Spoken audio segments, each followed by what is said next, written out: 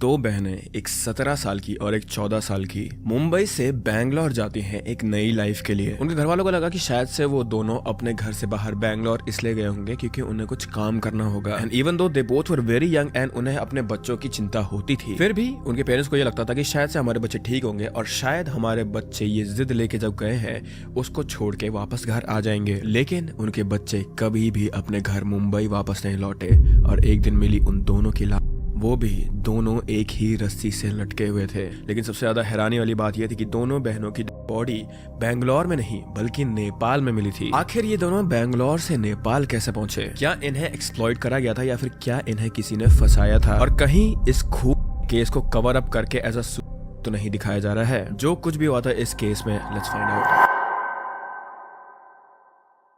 मेनुका कंधेल सिर्फ 17 साल की थी।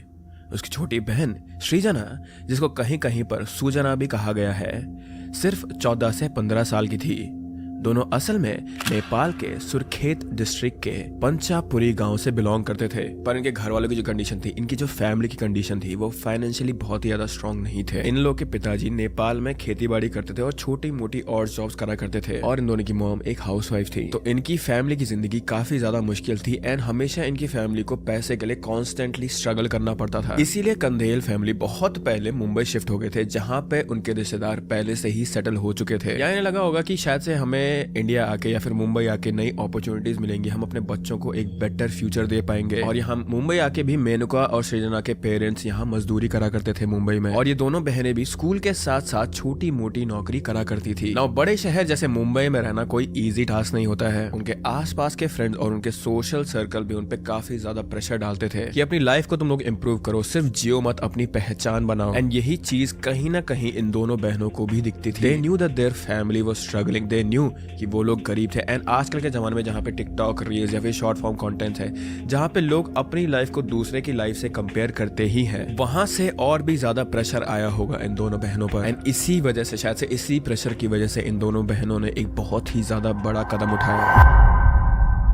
On 27 जून 2025 सब कुछ बदल गया था इन लोगों के लिए। दोनों बहनें अपने घर से निकल गई और उन्होंने अपने परिवार वालों को सिर्फ एक वॉइस मैसेज भेजा कि वो बैंगलोर जा रहे हैं, वहां उन्हें एक जॉब का चांस मिला है और वो अपनी लाइफ चेंज करना चाहते हैं। एंड इस वॉइस नोट के बाद उन दोनों का फोन स्विच ऑफ था और वो दोनों मैसेज का भी जवाब नहीं दे रहे थे। ना ऑफ कोर्स ये बात है, उन दोनों के पेरेंट्स बहुत ज्यादा घबरा गए थे, लेकिन उन्हें ऐसा लगा था कि हमारी बेटियां हमें बस कुछ ही दिनों में कांटेक्ट कर देंगी या फिर घर वापस लौट के आ जाएंगे। लेकिन दिन हफ्तों में बदल गए थे और हफ्ते महीने में बदल गए थे एंड तब भी इन दोनों बहनों का कोई अता पता नहीं था। और अब उनके घर वाले परेशान होकर इन दोनों को सर्च करने लगे थे। उन्होंने मुंबई पुलिस को भी इन्फॉर्म करा था, लेकिन मुंबई पुलिस को भी इन दोनों के मिलने का कोई भी एविडेंस या फिर कोई भी क्लू नहीं मिला। ऑन द अदर हैंड, उनके रिलेटिव्स का ये भी कहना है कि सृजना मुंबई में पली बड़ी थी, मेनुका नेपाल में, और रिसेंटली अपना SEE का एग्जाम देकर वो मुंबई शिफ्ट हुई थी। And the same day on 27 जून उसका SEE का रिजल्ट भी आया था।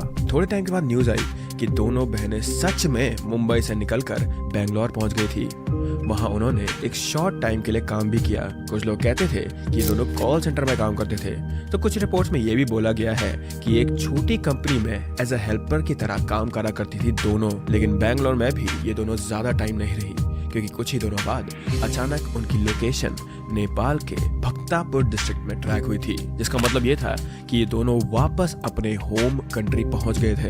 लेकिन यहाँ पे एक बड़ा क्वेश्चन ये था, the big question here was कि जब ये दोनों बैंगलोर में काम कर रहे थे, तो आखिर ये बैंगलोर से नेपाल क्यों गए? जब इन लोग की फैमिली ही इंडिया में थी, मुंबई में थी, तो आखिर ये लोग अपने घर वालों से क्यों भाग रहे थे? एंड आखिर इतनी छोटी उम्र में इन दोनों ने इतना बड़ा कदम क्यों उठाया? Now talking about Nepal, Bhaktapur के मध्यापुर तिमी एरिया में दोनों बहनों ने एक छोटा सा रूम रेंट पर लिया था। लगभग 2 हफ्ते तक वो दोनों वहीं रहे। नेबर्स के मुताबिक दोनों ज्यादा बात नहीं करती थी। कभी कभी वो दोनों बाजार जाते थे, वहां से सामान खरीद के वापस आते थे, पर ज्यादातर टाइम ये दोनों अंदर रूम में ही रहते थे और ज्यादा टाइम ये दोनों अपने फोन पे ही रहा करते थे और सोशल मीडिया पर भी ये दोनों काफी ज्यादा एक्टिव थे। रिपोर्ट्स के हिसाब से उन्होंने अपने लास्ट दिन तक टिकटॉक वीडियोस बनाई थी। 23 जुलाई की रात को लगभग 2 बजे सुबह तक दोनों एक साथ रील्स या फिर टिकटॉक रिकॉर्ड कर रहे थे और बस कुछ ही घंटों बाद उनकी लाश उसी कमरे में लटकी हुई मिली थी। नाउ ये सीन नेबर्स के लिए बहुत ही ज्यादा डिस्टर्बिंग था, क्योंकि ऐसा कहा जा रहा है इस केस में कि दोनों बहनें एक ही रस्सी से लटकी हुई मिली थी। Now I don't know how is that thing possible, क्योंकि अगेन कोई फोटोज नहीं है हमारे पास इस चीज की, लेकिन मुझे ऐसा लग रहा है कि एंड टू एंड दोनों शायद से इस चीज का यूज करके इन्होंने ऐसा करा होगा। नाउ ये जो रूम था ये अंदर से लॉक था और अंदर पुलिस वालों को कोई मिला भी नहीं था वहां। तो पुलिस वालों ने जब नेबर्स के इन्फॉर्म करने के बाद यहाँ पे आए तो उन्हें ऑब्वियसली ये लगा कि ये एक सुसाइड का केस है। लेकिन इस केस में बहुत सारे सवाल उठ रहे हैं। सबसे पहला सवाल ये है कि दो छोटी उम्र की लड़कियां जो अभी अभी अपने घर से भागी थी क्यों अपनी जान देना चाहेंगी, और दूसरा सवाल यहाँ पर यह था कि अगर ये सुसाइड था तो फिर उन्होंने रात तक खुशी से रील्स क्यों बनाई, और अगर बनाई तो उसे पोस्ट क्यों नहीं करा, एज टिकटॉक पर उनके एक्सप्रेशंस नॉर्मल थे और उनकी ये रील्स या फिर टिकटॉक देखकर ऐसा लग ही नहीं रहा था कि उन्हें कोई टेंशन है। तो जैसे जैसे इन्वेस्टिगेशन आगे बढ़ती गई पुलिस वालों के सामने नए नए सवाल आते ही रह रहे थे और उनके पास कोई भी आंसर नहीं थे। नेबरहुड के लोगों ने बताया कि बहनें अक्सर कुछ लड़कों के साथ आती जाती दिखती थी। रिपोर्ट्स में 2 नेपाली लड़कों के नाम भी आए हैं बाहर जो एलिजिडली इनसे मिलते थे एंड शायद उन्होंने ही उन्हें नेपाल बुलाया था। नाउ यहाँ पे जो ये 2 नाम है हमारे पास वो नाम है, but I am not gonna take those name क्योंकि इन लड़कों के बारे में अभी कुछ भी सॉलिड प्रूफ नहीं मिला है। ये भी हो सकता है यहाँ पे जैसे कि नेबर्स नोजी होते हैं तो उन्होंने सिर्फ ऐसा बोल दिया होगा, so that's why I don't want to take their name और शो देयर फोटोज है। और ये चीज भी अभी तक क्लियर नहीं हुई है कि ये लड़के दोनों सिर्फ इन दोनों के दोस्त है या फिर यही थे जिन्होंने इन्हें एक्सप्लॉइट करा था। नाउ ऑब्वियसली बात है क्योंकि ये दोनों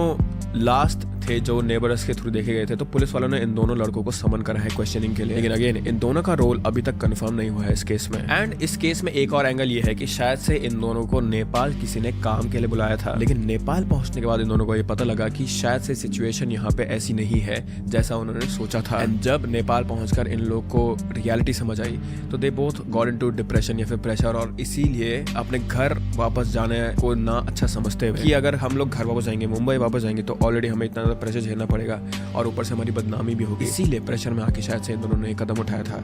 पुलिस द्वारा उन दोनों के फोनों से 2 रील्स भी रिकवर हुई थी जो कि एक नेपाली सॉन्ग मरे रे गया नी न तोड़ी ने बंधन माया हो पर फिल्म की गई थी, which translates to true love is the bond that doesn't break even after death। इस गाने के इमोशनल लिरिक्स की वजह से पुलिस सुसाइड सस्पेक्ट कर रही है। नाउ इन दोनों की फैमिलीज के लिए ऑफ कोर्स ये बात है एक बुरे सपने जैसा था। उनके पेरेंट्स ने कहा कि उनकी बेटियां बहुत ज्यादा स्ट्रांग थी, इतनी आसानी से वो लोग अपनी जान नहीं दे सकते हैं। And their parents firmly believe कि इस केस में कुछ ना कुछ तो गड़बड़ है। पुलिस ने उनके फोन्स एग्जामिन किए हैं एंड उसमें कुछ चैट हिस्ट्री मिली है जिसमें लड़कों की बातें थी और कुछ वॉइस नोट्स भी थे, लेकिन अभी तक अगेन कोई क्लियर एविडेंस नहीं मिला है कि इन्हें कहीं से फोर्स किया गया था। पोस्टमार्टम रिपोर्ट में भी टिपिकल हैंगिंग के ही साइंस है, पर फिर भी पुलिस अभी तक इसे क्लोज नहीं कर पा रही है क्योंकि और दोनों एंगल्स इन्वेस्टिगेट हो रहे हैं अभी यहाँ पर। नाउ आई नो कि ये केस बहुत ही ज्यादा वेग लग रहा होगा तुम्हें सुनने में कि इसमें कोई क्लियर कंक्लूजन है नहीं, वो लोग वहां से भागे कैसे, यहाँ आए कैसे, यहाँ उन्होंने क्या काम करा, कुछ भी सॉलिड प्रूफ नहीं है हमारे पास कि ये दोनों कर क्या रहे थे। The main reason here is कि I don't want to say this thing कि नेपाल से मुझे बहुत सारे लोग दिखते हैं, बट जनरली बोल रहा हूँ ये चीज कि नेपाल की पुलिस ने इस केस पे ढंग से काम नहीं करा है या फिर प्रॉपरली इन्वेस्टिगेशन नहीं करी गई है, और ये भी हो सकता है कि उन्होंने प्रॉपर इन्वेस्टिगेशन करी है और वो पब्लिक को नहीं बता रहे हैं चीज ताकि वो जो गुनहगार हैं वो भाग न जाए। ऐसी एक सेम इन्वेस्टिगेशन हमारे इंडियन केस में हुई थी जो कि हमारा सोनम रघुवंशी वाला केस था।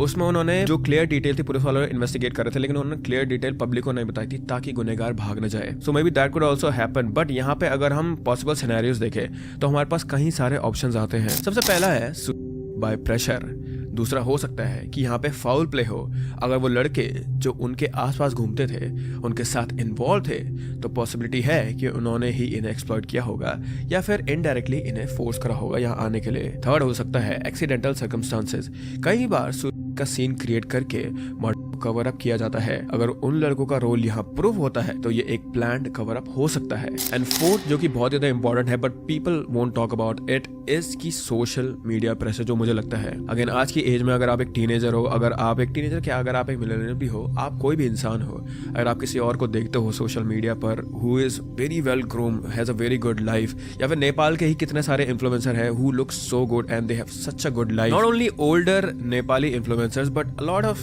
Younger Nepali influencer also, they look like कि उनको बस ये सब कुछ प्लेट पे दे दिया गया था।